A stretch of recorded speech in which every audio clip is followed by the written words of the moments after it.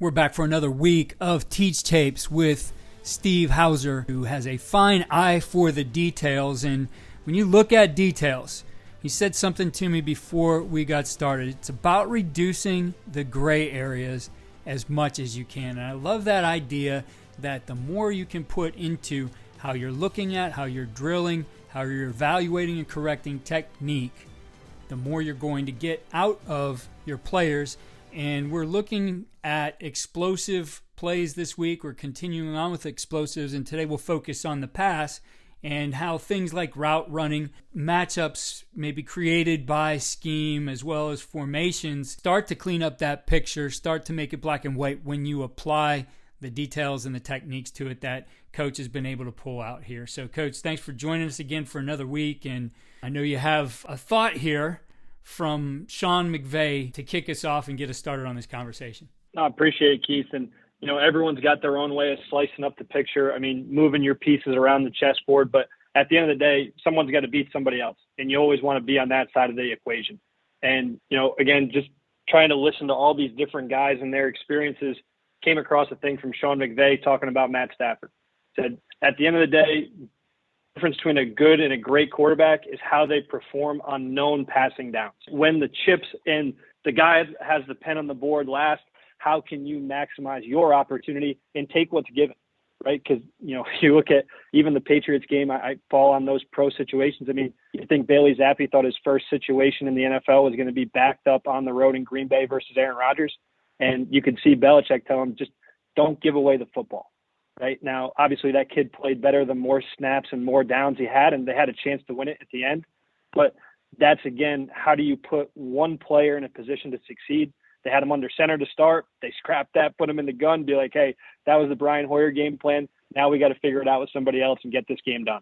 We're going to focus on route running here to kick things off. And, speaking of the Rams, I think a guy who does an incredible job with his route running, and on the other side of things, is getting it done on known passing downs. You go back to the Super Bowl, there was no question who the ball was going to, and they did everything they could to defend him, and he still made plays. So Cooper Kupp, you saw it last night, some of the things he did. You see it every week from the guy. But it's about the details, right? It's about the route running. That guy certainly continues to get better and better at those things and understands the importance of it. If you ever heard him talk about all his different approaches to it. And I know, right off the bat for you, starting out in Cleveland, you were exposed to, I think, a very detailed coach in Joker Phillips. So you have some things to share with us that you picked up there. Yeah, and it was interesting just sitting in those draft meetings and how he evaluated guys at the top of their route. He said there's three types of cuts, period. There's a stick cut, which is the top of the route, stamp with the slant, getting your foot outside of your framework, giving a little head nod, and staying on the run. There's a speed cut where you're rounding it, playing negative, playing friendly back to the ball, or a power cut.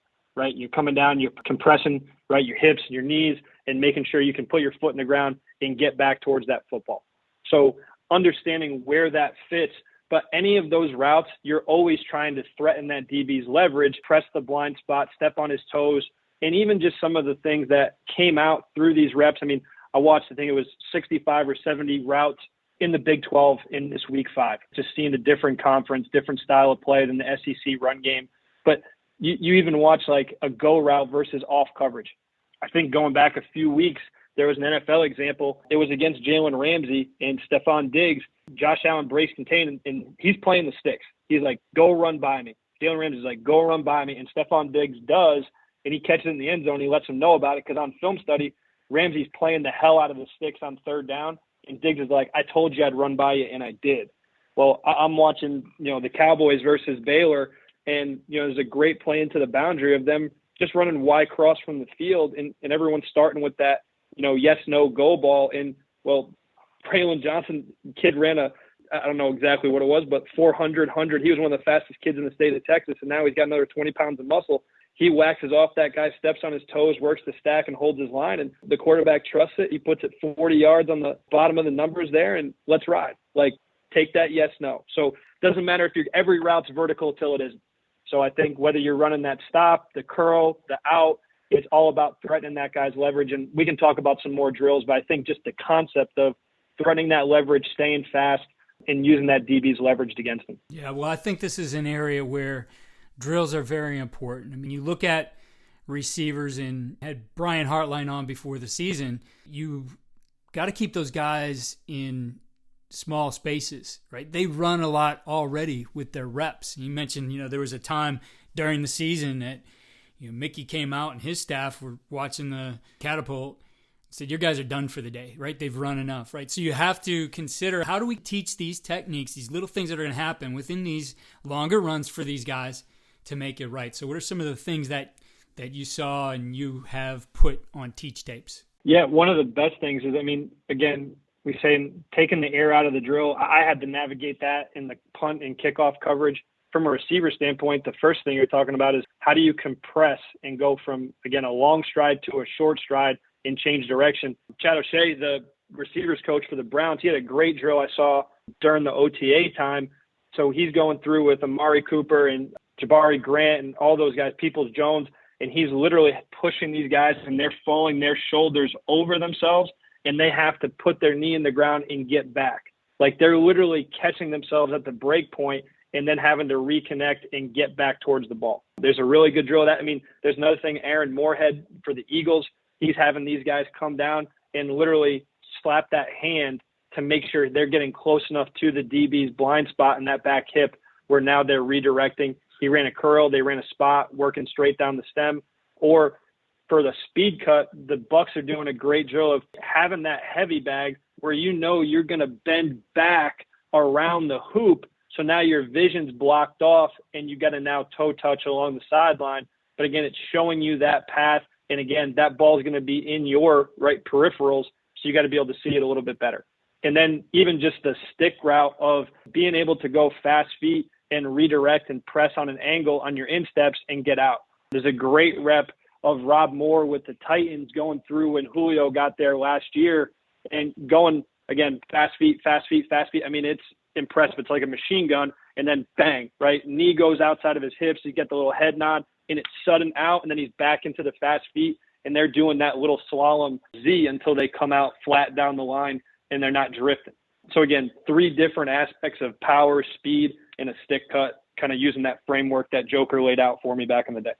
Okay, so getting a little bit more granular with this, right? We've talked about drills where you could take the air out of them, work certain things.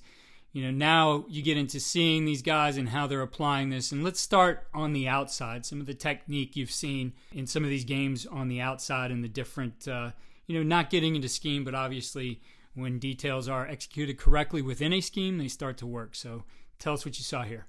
Yeah, and it's really nice. You can think classic drop back passing game. Everyone's got their Y cross in the backside curl as the last route in the progression. Well, a lot of times people will tag that backside post when the safety's, getting dragged over. He's matching that guy across, and now you've got all of that grass. Well, that's the same world of working to step on toes, threaten that backside, that far outside hip, and now I'm sticking and playing it vertical, right? I want to stay thin, not get into all of that area where that other safety previously was. So there's the drop back component of, again, stepping on toes and knowing the spacing of where you're going to be. The other side is the more current RPO game where now that front side, outside zone action, people are watching that safety. Hey, he's that unblocked man coming into the run fit. Well, now the quarterback's keeping his base and ripping that thing. And now we're on a 5-step glance, right? And that ball's coming and it's a huge run after catch opportunity. There was another Browns rep where they had the long arms with the little pencil arms on the end and guys working to snatch that ball and tuck it and make sure you're putting that thing to the far side of where the ball was.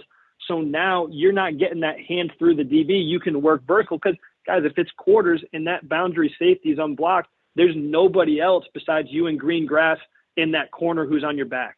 So that glance with the RPO has been a huge run after catch opportunity. The other side of it is, again, using that counter back. Texas, I believe it was, had it in the red zone score zone there with number 8, Worthy, and now they ran a full turn protection on the play action, and they ran that little again, that negative angle back to the front pylon, and, it's stealing because now they're overplaying the glance, trying to cut it off, and that kid has all the space in the world to play friendly back to the ball as kind of the counter off of it. So just some interesting ways to utilize it in a couple different types of scheme. Now on the inside, you get these dynamic guys, and I think at first glance, well, these guys have a lot of room to operate and a lot of freedom to do things. But, it's still, these guys have to be pretty detailed in how they operate in order to get open, because it is about, the space that they're working in and making sure that they have maximum room for that ball to go to create some of those run after catch opportunities. Yeah, and again, thinking about moving inside now towards those inside receivers, that same post we were just talking about of replacing and staying away from those safeties. Well, now everyone's got that world where you sell the hard 7-man play action. The single to the boundary is running, we called it a collect curl, where he's really diving in and grabbing that boundary safety and occupying him. So now you have a different version of that same post, but now you're isolating the inside receiver on the field safety, and you got all that green grass to the far hash. So you want to take a fatter angle now, and that quarterback's going to put it out in space for a true play action shot. Now, the other side of the inside receiver stuff is using the leverage of that safety. And I can take a corner, and, some people are doing the Baylor theory stuff of stop, go post, stop, go corner. And now you're giving that guy a 3-way cut to really isolate him there. You could also, again, we're talking formations and alignments of opening these guys up. Obviously those inside receivers, a lot of times are going to be those twitchier, smaller bodies who are, the point guard. When I was in Cleveland in the front office, we talked about your receiver room. You want it to be like the starting lineup of a basketball team. You got to be able to create and score in different ways. There was years at Oklahoma State, we were only going to take a kid that was 6'3" and above because we were replacing those bigger bodied outside guys. Right? There's other years we had to take an inside guy. So you're thinking of how do we create with the ball in our hands, the Warriors going small ball, and just being able to change the pace. I think I've heard Mike LaFleur say it a similar way when he's talking about it with the Jets now. But again, that option route on the interior, we talked about a changeup release, right? A little bit of a skippy action and letting that play out and then snapping it off. There's a great clip on TeachTapes. You go Teach Receiver of Joe Lombardi, grandson of Vince, as the OC of the Chargers now with Brandon Staley, and, telling those guys not to put too much sauce on it. Like, you don't want that thing to be ridiculous. Like, you got leverage, take it. Like, don't be greedy. Like, go play fast. You know when you have to break across a space, but if you got leverage, just go. So I think that's interesting of how do you let these guys stay fast? And again, a lot of these big plays that I saw were guys running away from man coverage, right? Because now there's open space and you got clearing routes. Not to go off on a tangent, Keith, but I think we mentioned it as like a clip of the week before. Eric Yarber with the Rams talking about a love of the game route, right? Cooper Kupp in the NFC Championship, his job was to drag that safety out there running, we called it pin or gin or whatever, a going and in or a post and an in. And he's trying to open up that outside receiver. Well, 0-2 man, he's the guy going through the pipe, blowing and going. Well, there's that same, love of the game route on that backside collect curl when we talked about that big open field post coming from the inside receiver on that 7-man shot. So again, there is technique, but you have to understand what your role is within the concept and how your technique can highlight you the best way for the quarterback. Well, Coach, we're talking play action shots here. So a big part of that in getting the big play potential is what the quarterback does in selling the run fake. So how are we coaching that, and what do you have as examples for us? I mean, I think one thing that's never going to get old is listening to Peyton Manning talk through quarterback play. And he's done some great things with NFL films over the years of, he has a clinic with the Tennessee staff where he's in the building. A lot of people have seen that. There's another thing where he's with Adam Gase and, the late Greg Knapp of going through, and it's like OTAs. And Manning, had just finished working with David Cutcliffe and pouring into his craft there. And he's looking at literally OTAs from the other day of quarterback running back exchange and showing some play actions. He's like, hey, this action's too fast by the running back. I got to make sure I present that earlier because there's no fullback. Like, he's going into the minutia of how am I really going to sell? He's like, forget the receiver. I'm the one that's going to open up the receiver with my action and really taking ownership of that side of the opportunity. There's another clip that the QB Collective does a great job of highlighting their coaching candidates. And back in the day, that was McDaniel. He's going through it with the high school guys on the board. And his term was show, right? Snap that ball back and then set up. So he said the 3 S's, right? So talk about showing that thing for days and drawing the linebackers to the mesh point. So now you've got maximum spacing to place the ball in a great spot for the receiver. So to bring it back to this week 5, Baylor has done a great job of that. I mean, they're working with the running back out of the pistol and selling that wide zone look, and then the quarterback's looking backside in the score zone on a slant or a glance or some sort of drag, getting back into vision and really having a lot of space in those tight quarters for a one-on-one opportunity along the back of the end zone. So I think it all kind of plays together of Manning, McDaniel, and, a current rep in the Big 12. Yeah, what's interesting with the QB collective guys, and all of those guys had their start in Washington. Amazing what came out of that year. Not a winning year for Mike Shanahan, but certainly a year that I think grew his legacy with all these guys. So you do hear all of them talk about the 3 S's in the way to sell those run action fakes, those play action fakes, and they're drilling it out on the field with some of the best high school quarterbacks in the country. So yeah, definitely the details there are important, how it works, and again, kind of getting into the framework of how this fits within the scheme without getting into scheme. RPO was another one. You saw basically a first level, second level, and third level keys this week, and some details that you can give us on that.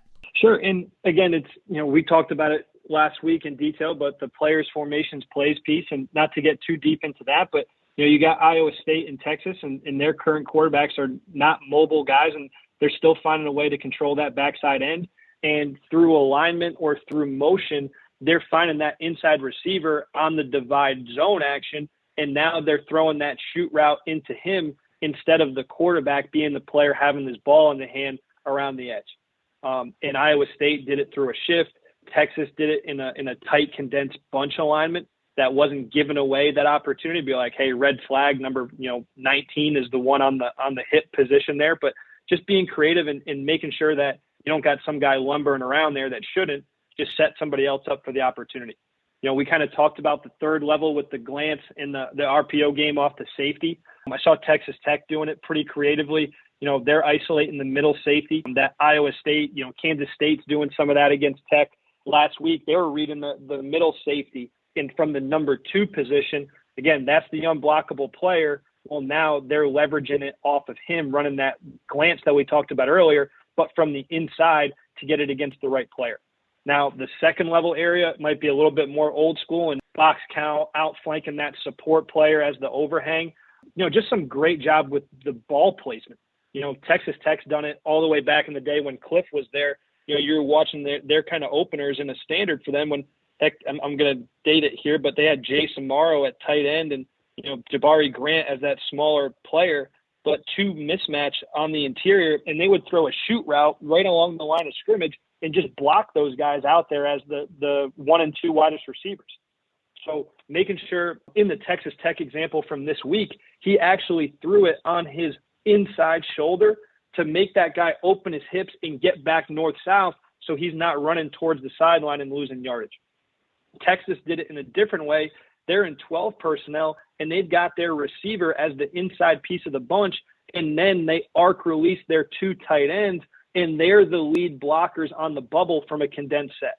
I thought it kind of hit my brain well because, the receivers coach I worked with at Oklahoma State, we always talked about receiver splits and just making sure you understood the concept. Like, if we're running an inside zone play, be a little bit extra with your split. Drag that guy out. Like, save yourself the blocking. Like, if we're running an outside zone play, we're running a fast flare screen, tighten that split. You don't want all that space when the ball's coming back outside. Draw that guy into you because either we're going to run the edge or it's going to hit that stress and puncture faster like we kind of talked about in the KOR. So Texas did that from a bubble. They outflanked the defense, and they had personnel of 2 tight ends from a condensed set getting out and away. In the drill side of it from TeachTapes, Teach QB, there's a couple different clips. Again, I mentioned Manning working, with David Cutcliffe and, how important he said that development was for him and Eli, just getting back into it of how to get the ball quickly out of his hand. He's working from under center stuff. There's different clips of Kyler working with Arizona and from the gun, just ripping those spit outs. Justin Fields going through some quick game progressions of just one step, flipping his hips and get it out there. In the Titans, There was a really good rep from training camp last year. It might even have been like one of the backups. I think it was like Logan Woodside from Toledo, and going through his 3-step drop back game out of the gun and hitting those different landmarks of the progression to the equipment managers downfield. But as soon as he hits one, we got another ball, get in your stance, get ready to go. And he went 1, 2, and 3. So again, getting the ball out of your hand, that rhythm and timing with your footwork and your eyes, you can do that in a pretty condensed set for the quarterback to how do we understand our progression, whether it's a spit out or more of that old school drop back. Well, Coach, that was a great review of some of the explosives from this week as well as the details that go along with them to create them. And we're going to put those on at TeachTapes. You'll be able to see those curated in moments there. So those will be up when this airs. And we'll also put that in our show notes at coachingcoordinator.com. We'll put a link, and you'll be able to see those in your description on whatever app you use. Also, you go to coachingcoordinator.com to get those as well, at TeachTapes and coachingcoordinator.com. So, Coach, thank you again for all the work you put into this and the detail that you put into it. And we'll continue on with the season, another exciting week of football as we look for more of these opportunities to teach technique. Awesome. We'll see what this week brings up, Keith. Looking forward to it.